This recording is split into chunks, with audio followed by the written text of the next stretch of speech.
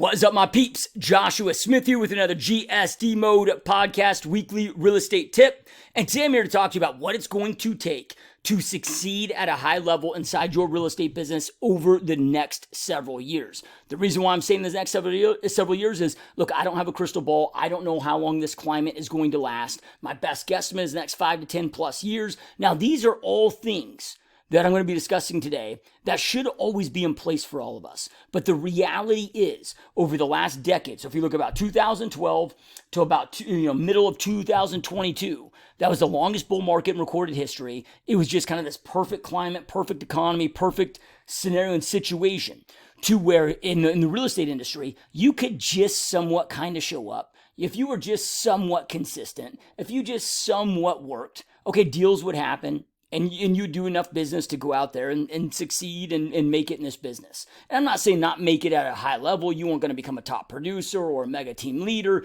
You weren't going to go out there and murder it and crush it. But you could do okay. Like you could make some money and do okay in this industry by just doing those things. Because again, that was just easy street. That shit is done and gone, man. That ship is now sailed, right? And you all, I'm sure, understanding it. You're feeling it. There is a reason, according to NAR right now, that the average realtor's business is down 40% year over year, right? The climate has changed. So you can no longer be an amateur and expect to go out there and crush it and thrive. This is a market. We have stepped into a market, and we're going to continue to be stepping into a market. We're in the very beginning phases of this, right? This economy is in a very, very hard position when you look at the average consumer right now, what's going on with their savings rate, what's going on with their debt rate. If you look at just the stagflationary time that we are in and all the moves that are taking place, fiscal policy, monetary policy, this global debt sell-off, look, we are in for a wild ride, over the next 5 to 10 years. And this is going to then take us being and operating as true professionals inside of our real estate businesses if you want to go out there and crush it and thrive. Now, I'm not trying to make this a doom and gloom thing because there's massive opportunities currently, and there's going to be massive opportunities for those that treat this as being a true professional. And I'm going to break down what all of this means, professional versus amateur. I know those are kind of vague terms, but first thing I want you to understand is if you've been operating like an amateur, and if you are struggling at a high level right now, that is a great sign.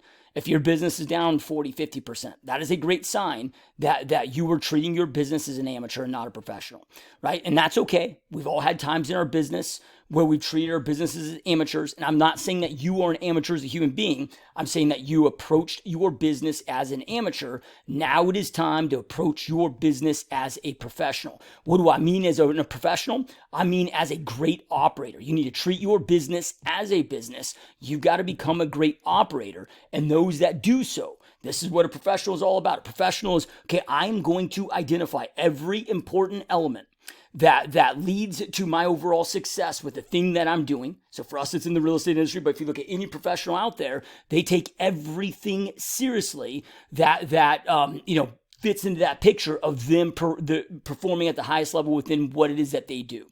So this is what we're talking about here, right? So being a great operator, a great business owner, treating our business as a business. And let's break these down because, when people say, oh, you got to be a professional, oh, you got to be a business owner, what the hell does that even mean?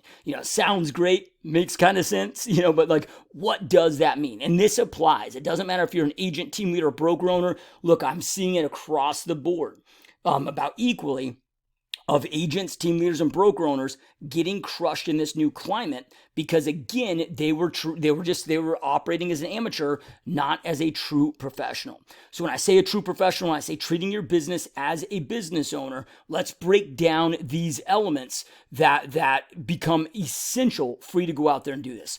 Okay, element number one is you got to know, and you got to not just know, but you got to know and master the game of real estate. So what is the game of real estate? The game of real estate is get people to know you, like you, trust you, be aware of what you do for a living, follow up frequently, and keep your message in front of them frequently. Your business continues to grow and expand. Okay, well, if I can know the game, but then for me to go out there and master the game, I got to know the instructions. I got to know the directions. It's like if I'm going to sit down and play chess and I want to be victorious, okay, the overall objective of the game is to capture your opponent's king, right? But then from there, in order for me to go out there and play that game and do that game, Like, I got to know all the pieces. I got to know how to move the board. I got to know all the strategies. I got to know all of those things. So then when we look at the directions of the real estate game, think of this as a funnel, right? So you look at like an oil funnel put in your car, and there's different steps throughout the funnel. So the real estate sales funnel is the directions to go out there and play the game. Okay, it starts with activities. Your consistent activities that you are doing to go out there and generate leads. So, and it doesn't matter, again, whether you're an agent, team leader, broker owner, because it's all the same game. It's just how big do you want to scale the game? And you're either recruiting buyers, recruiting sellers, or eventually recruiting agents. So it's all the same game. So we got to obsess over it. Because I said earlier, you got to know it, and then you got to master it. So many people in this industry, so many people that I talk to are like, oh, I already know this. And I'm like, okay, well, if you know all of this, how come you're only closing 30 deals a year? Right? Like, you've been closing 30 deals a year for the last 10 years. Like, I don't deem that as winning. I mean, that's not bad business by any means, but like, okay, if I close 30 deals this year, okay, that's great. Now I want to close 50 or 60. And then I want to keep my business growing, like, the results don't show that they've mastered this, right? So then from there, there's a difference between, thinking you know it and truly knowing it, truly mastering it, truly understanding it, and then doing it at a high level, right?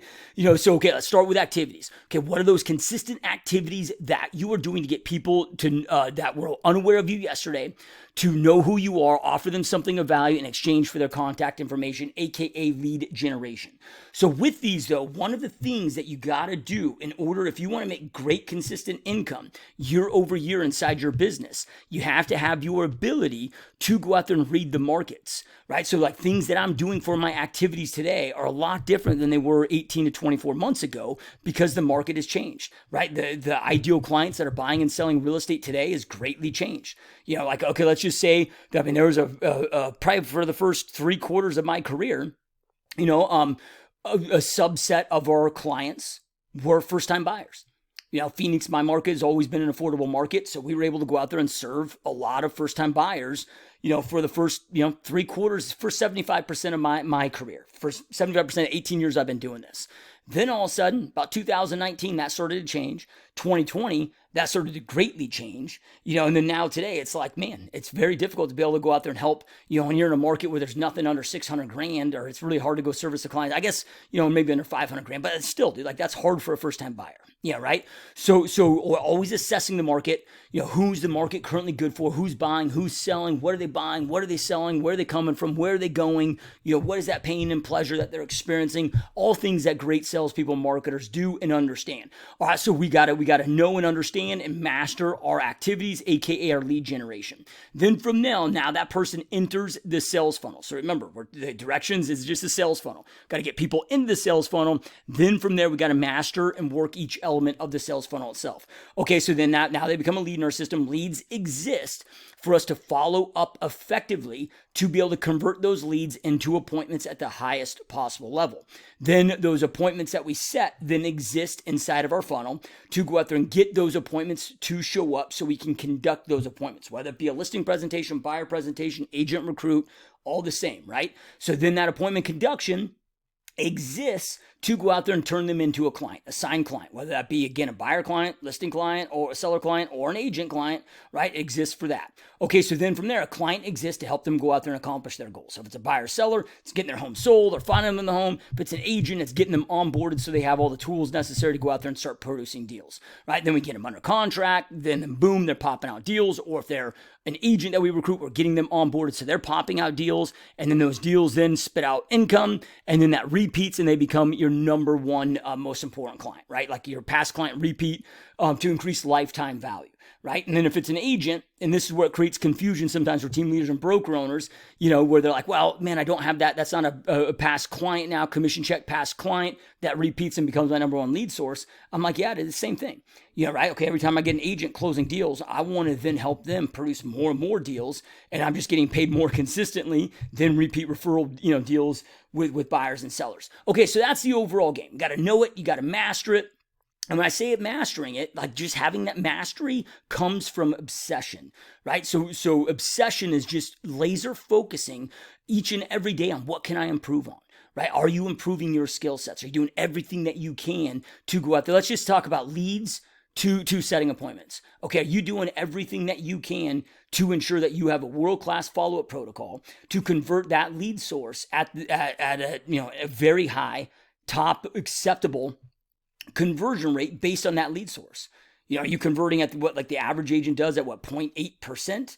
Or are you converting at 10%? Like, what is it, with that? So each of these things, okay, how can I improve, right? And again, I know that this stuff is tedious. This stuff is this is kind of that hard work that's boring. It's not as exciting. It's practicing over and over. And here's what I can always tell if it's an amateur or a pro, right? Like amateurs will be the ones that just dismiss this. Oh, I already know this. I already know how to do a listing presentation. Oh, I already know how to do a listing presentation. Versus if I'm hanging out with this dude over here that's closed over 1,000 listings, that's mastered the listing presentations. Yeah, right? Like they are the most interested to learn more.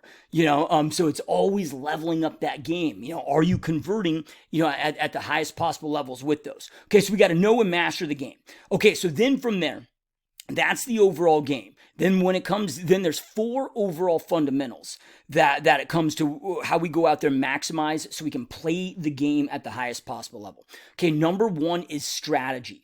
Strategy is just your overall effective plan. And when it comes down to it in our real estate businesses, we're going to have a lot of different strategies. You're going to have your overall strategy, so this kind of goes from macro to micro, right? You're going to have your overall strategy, for your overall business plan. But then from there, you're going to have strategies for every little thing you do inside your business, right? Because again, a strategy is just your overall effective plan to get the proven result that you want or need to get. So making sure, so the key concept here is every element inside your business, you need to make sure that you've got the most effective strategy and or strategies in place to get the best, most effective and efficient result within that area of your business. So when it comes to, okay, lead gen, then lead follow-up, then my appointment setting, appointment confirmations, my, conducting those appointments, like each element of this, a lot of people just think of strategy when it comes to lead generation. I get it. And that's a very important element of our business. Our ability to go out there and acquire new customers is extremely important, but this goes to each different part of your business. I mean, even when it comes down to business cards, okay, do I have the most effective business cards? Is there a way I'm going to have business cards anyway.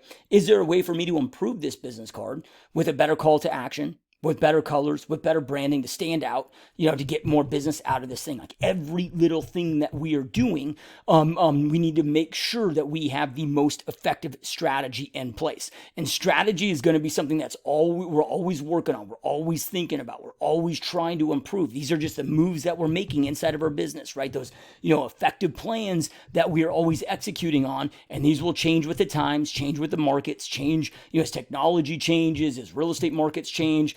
Strategies are always shifting and changing. And as you're improving, and you are getting better, your strategies are going to get better, and so forth. So, okay, mastering and obsessing over strategy. Then from there, the next step here is we got systems and processes. Now, systems and processes, even though those are 2 things, I combine them as one. I know I talk about this a lot here on this podcast, but anything done more than once inside your business, you need to have a documented process for that thing. So why do I talk about strategy before I talk about processes and systems? Because, okay, you're going to develop your processes around the strategies that you are deploying. That's where processes come into place. Processes are just all of your strategies that you do inside your business, just your overall effective, proven plan to get the result that you want in that element of your business. The processes is just taking that shit out of your head and documenting it onto a piece of paper so you have that in place. So it's just, here's step 1, here's step 2, here's step 3, here's step 4, here's step 5. And then those processes, which is just the documented step-by-step, elements of your strategy, then just live inside of a system, right? A system is the cookbook. Inside the cookbook is the recipes. The recipes are the processes. So, dude, don't overcomplicate this stuff. A system can be a Google Drive folder. A system can be a whiteboard. A system can be a binder at your office. It's just a system is where your processes live. And you're just gonna have different systems inside your business. Like I use and abuse Google Drive. I use and abuse Trello. I use and abuse Perfect Store, my CRM. Those are all systems that I use. So I have my processes live inside there. My processes are my instructions that allow me to not forget to execute on my strategies. So we need to then always be improving and putting together and adapting our systems and our processes, right? And one of the reasons why these are always updating, like I tell people all the time, I'm like, dude, like this is an ongoing thing. I recommend setting aside an hour a day where it's super quiet, you're uninterrupted, where you can just continue to work on this stuff. And the reason being is, look, your strategies are always going to be changing. So then, okay, your processes will always need to be updated. Like in this market right now, I mean, it's the easiest market that I've seen to go out there and acquire listings since 2007. Like it's just freaking easy. Clean house and go out there like even a part-time realtor right now could be listing a house a week easily right now in this market. I have not seen a market this easy to go out there and acquire listings since about 2007, 2008-ish time frame. But how we're acquiring those, the strategy that we're doing to go out there and get those listings in this market is vastly different than just even a year ago. Okay, well, now I got to update my processes because the step-by-step actions of that strategy have changed and are different. And I got to document that so it's inside my business to ensure I don't forget things get executed on the same way each and every single time. Okay, then the next element is tracking. Right. So these are just the 5 fundamentals that we're covering here. So we got, knowing the game, understanding the game. We already talked about that. Then we got strategy. Then we got system processes. Next element is tracking. You got to track each element of the game. If you don't know the data, if you don't know the details inside your business, you are going to struggle. You are going to fail. The only way to make smart strategic decisions inside your business is to know your numbers. You will not meet one top entrepreneur, one top real estate professional that does not know their numbers inside and out. And look, maybe you get lucky for a year or two and have some good, okay income, but eventually you're going to get caught, dude. Like you're going to get blindsided and it's going to hurt and you're not going to know how to replicate it. So you need to be tracking, okay, number of leads per lead source. You need to be tracking, well, how much then, so number of leads per lead source. If it's a cost that I'm having to invest, like Facebook leads is an example, okay, I'm going to track my average cost per lead as well. And then I'm going to be tracking my number of reach outs, conversations, appointment set, appointment conductions, clients, closings. So I'm tracking, the amount of energy and effort that it makes to have and create one closing per lead source. And then from there, so that's going to, be front end revenue tracking, if you will, from how much, revenue coming in as well as energy and effort to generate that revenue. Then of course I'm going to be tracking on the back end all of my expenses. So then you're paying attention to and you're pulling your monthly profit and loss statements, all of those things. Right? So you're going to track every element of your business. That is important, that you need to have that data on to, again, make smart strategic decisions inside your business. Now I get and understand this is not the sexy fun stuff to talk about. You probably would rather, here's like the indicator, right? Like, okay, if I go out there and create a video right now or a podcast on, how to go out there and start generating a bunch of leads through your YouTube channel, like, dude, it gets a hell lot more videos than talking about systems, processes, and tracking. But that right there just shows you the vast majority of the industry doesn't even want to hear it. They just dismiss it. But that's why they're amateurs, right? That's why they're never going to go out there and succeed at a high level, because they don't know their number. Like this is the boring, mundane, tedious shit. But that is the path to success. Success is found in spreadsheets, right? Sorry to say it. Like, yeah, you got to know how to sell, got to know all this other stuff, but this stuff is important. Okay, and then the last element is your ability to hire and plug in the right people at the right times inside your business. Look, eventually you are going to hit a capacity, and maybe you're already there, or maybe you're already well beyond that. One of the biggest mistakes that I ever made in my business is it took me years and years and years, almost a decade before I freaking woke up. I'm a little slow sometimes. It took me almost a decade to wake up to the fact of, man, maybe I need to master this hiring thing.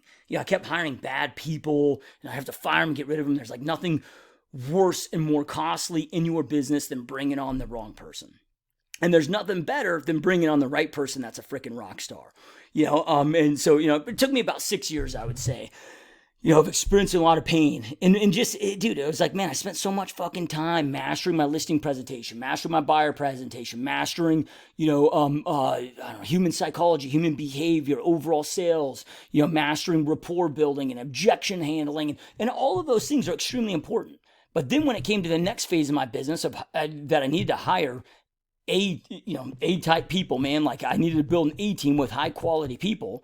Well, then I didn't master those. So I kept hiring B and C players, and it just kept stifling my success until one day I was like, okay, I gotta take the same intentionality I've had for this or to this that I've had for every other aspect of my business. And I'm going to go out there and freaking master the hiring process, right? So then you can start plugging in top tier talent into your organization, and then boom, things really start taking off. Because if you know the game, you master the game, you understand the game, you got the right strategies in place, you got the right systems and processes in place, you're doing that right and you're tracking, well, very, very quickly, you're going to start needing some people because you will hit a capacity very quickly. Now, for most, that's usually around 4 or 5 closings per month. Sometimes for some, it's 3. So anywhere, but let's just call it, between 3 and 5 closings per month consistently, month over month.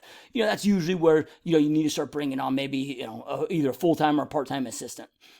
And when we got to start bringing on people, it's like, okay, I did 48 deals my first year, brought me to a capacity, brought on a full-time assistant, let me go 103, and just kept growing, right? So eventually you're going to need to bring on great people.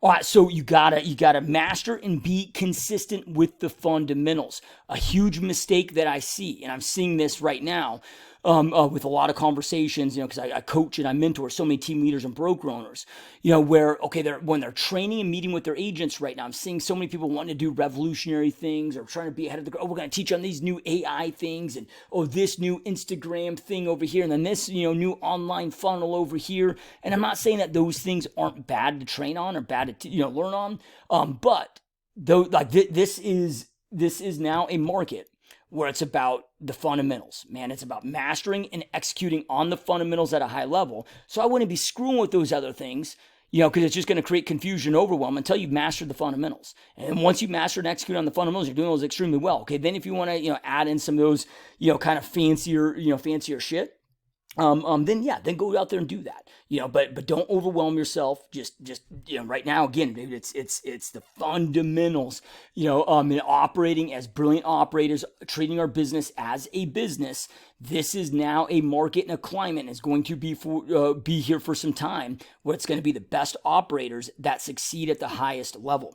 All right, so these are the things that I wanted to break down with you here in this podcast of what it's going to take to succeed over the next several years. I hope that you found this valuable. Hey, if you're watching this on YouTube, do me a huge favor. I know most of you listen, to the audio podcast, but if you are watching this on YouTube, make sure if you can just give it a thumbs up. Yeah, I'm trying to grow the YouTube channel. My views on YouTube have been low, but I never asked for like comments or thumbs up. So, give it a thumbs up, if you enjoyed it. If you thought this was dog shit, then don't, right? But if you enjoyed it, give it a thumbs up, drop me a comment, say what up. I'll say what up back. And for more additional free training and free resources, make sure that you guys go check out gsdmode.com. All right, thank you so much for being here, all your support. Keep crushing it, keep kicking ass, and I will see you next time. Peace.